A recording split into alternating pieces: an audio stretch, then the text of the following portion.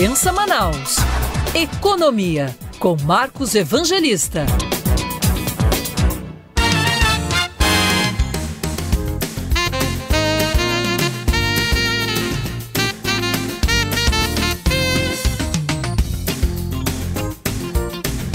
Nove e 32, o economista Marcos Evangelista, nosso parceiro, já está conectado conosco para mais uma coluna de economia. Marcos, seja bem-vindo conosco. Bom dia, tudo bem?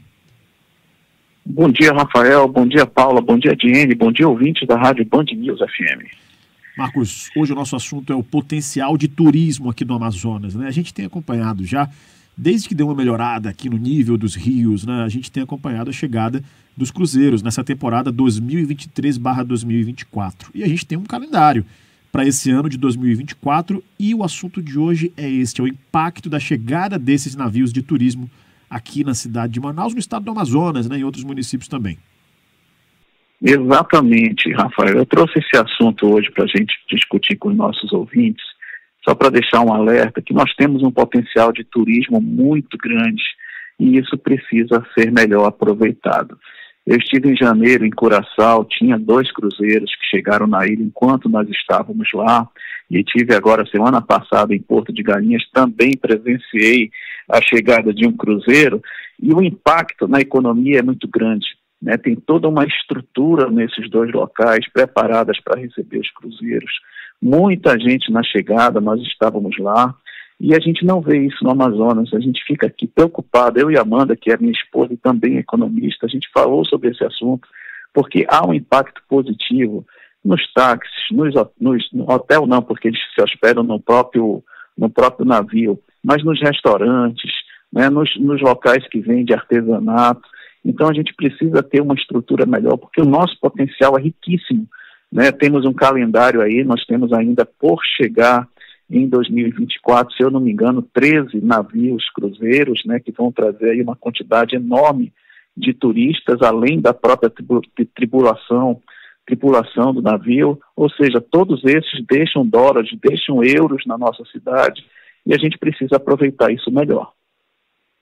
Marcos, quando a gente fala sobre essa questão da chegada dos navios, a gente fala muito sobre a capital amazonense, especificamente em relação à porta de entrada, que é o Porto de Manaus, que é aqui o centro histórico, né? E, infelizmente, tem sido bastante recorrente falar que o centro de Manaus tem passado por uma situação muito difícil, de abandono mesmo, há muitos e muitos anos, né? Há muitas e muitas administrações.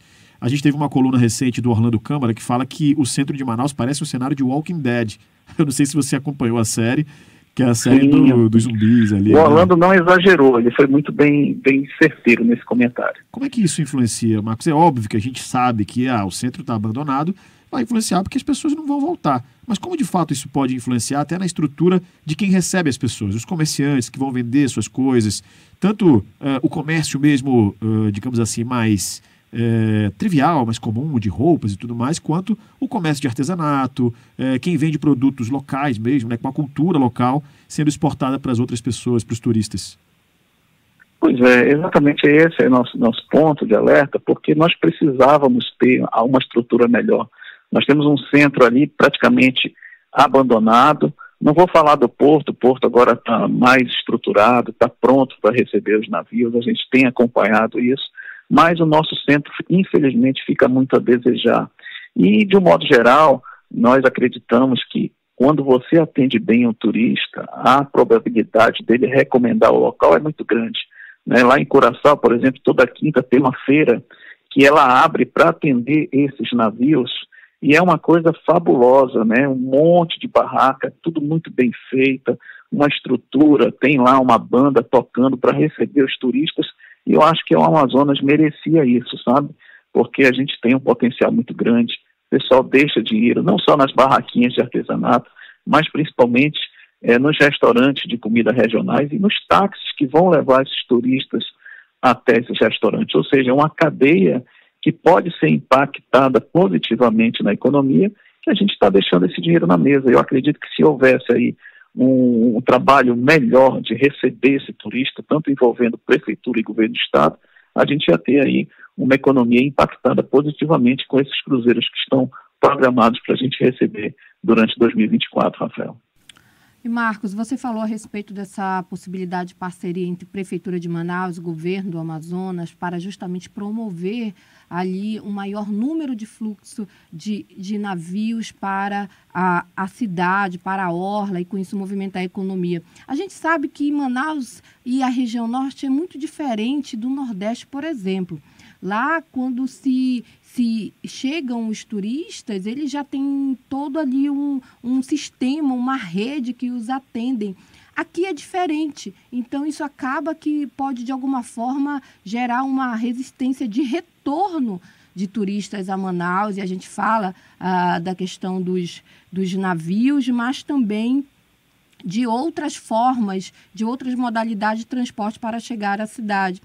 O senhor poderia nos ajudar aqui e justamente a refletir e a buscar meios para sugerir ao poder público dessa parceria nessa questão turística, porque a gente ainda não tem, e apesar de nós vermos interesse, mas a gente não tem concreto, por exemplo, um planejamento, um plano para essa parceria e para essa conjuntura que se possa aumentar de alguma forma o fluxo turístico. E a gente fala de navios de todas as modalidades de transporte. A gente não tem isso. Parece que a prefeitura trabalha para um lado, o governo trabalha para o outro, e a gente não vê essa união de esforço para aumentar o turismo aqui, né? Exatamente, Paulo, você colocou muito bem. A gente precisa ter um receptivo efetivo, a gente não vê isso. E eu trouxe os navios para exemplificar, mas, por exemplo, o aeroporto. Você vai no aeroporto de Fortaleza, tem uma estrutura ali para te receber. De Salvador nem se fala, as pessoas estão ali dentro, distribuindo uma fitinha, ou seja, atendendo bem o turista. Aqui em Manaus a gente praticamente não vê nada disso. O turista chega aqui, é cada um por si. O Estado e a Prefeitura precisam se unir, porque não é só aquele momento que o turista está visitando, deixando dinheiro aqui, não. É o reflexo que isso pode trazer para novas visitas, né? Ele vai fazer uma propaganda positiva. Poxa, vai lá no Amazonas, o pessoal recebe a gente bem, tem toda uma estrutura, né? Com certeza, por exemplo, se o turista for falar com um vendedor de artesanato, ele não vai saber falar nem o básico do inglês, nem o básico de uma língua estrangeira. Então tem todo esse trabalho que precisa ser feito, né, uma conscientização de que a gente precisa tratar bem o turista, porque nós temos um potencial turístico muito grande. E para não ficar só dependendo, a economia só depende do distrito, não, nós temos um potencial, e o turismo é um desses grandes potenciais que a gente precisa trabalhar melhor, porque tem muita coisa reprimida nisso, que a gente poderia estar explorando, trazendo turistas e mais turistas, e com isso aquecendo a nossa economia local. Ô Marcos, não sei se você consegue me ajudar a entender e até explicar para o nosso ouvinte aqui, já que estamos falando de turismo, né? A impressão que dá quando a gente vê, por exemplo, essas atrações que são mais voltadas à natureza e tudo mais, a impressão que dá é de que tudo isso sai muito caro. De que fica com preço muito acima, preço para turista mesmo, né? Para a gente de fora. Como que a gente pode entender essa situação? São realmente os gastos, é a logística, é a falta de apoio que as empresas de turismo têm em relação a desenvolver essas atividades, que acaba pesando demais para essas empresas e deixando também tudo mais caro e sendo repassado ao consumidor? Não, essa questão de ser mais caro para turista é natural em qualquer lugar do mundo, né? A gente sempre sabe disso, que a gente viaja muito.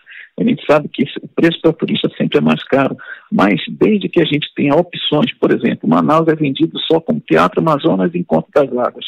Nós temos muito mais coisa que isso, pelo amor de Deus. Né? Você vai por fora aí, só se fala nisso. Não, mas Amazonas tem muito mais coisa, tem muitos passeios. Turismo de pesca é muito bem trabalhado, mas a gente não sabe. O turismo chega aqui, vai embora para a selva, fazer a pescaria, volta e vai embora. Por quê? Porque não tem nada aqui. Não tem nada para a gente fazer, por exemplo, a visita aos museus, né, passear ali pelo centro histórico, ou seja, precisa de toda uma estrutura. A questão do preço, Rafael, o turista geralmente ele está disposto a pagar, mesmo porque dólar e euro vale praticamente R$5, R$6, então para ele não vai ser caro. Eu acho que se a gente tivesse algo bem estruturado, envolvendo prefeitura e estado, o preço não seria problema, desde que a gente tenha algo a oferecer. É esse algo que a gente sente falta. Marcos Evangelista, economista, parceiro da Band News Difusora, obrigado por mais uma coluna, meu amigo. Um grande abraço para você. Logo mais estará disponível no nosso canal no YouTube a coluna Pensa Economia com Marcos Evangelista e também no nosso site bandnewsdifusora.com.br para você ouvir a hora que quiser e compartilhar também nos seus grupos para os amigos e familiares. Abraço, Marcos. Tamo junto. Um grande abraço. Até a próxima quinta. Valeu. Grande abraço para você. É isso aí.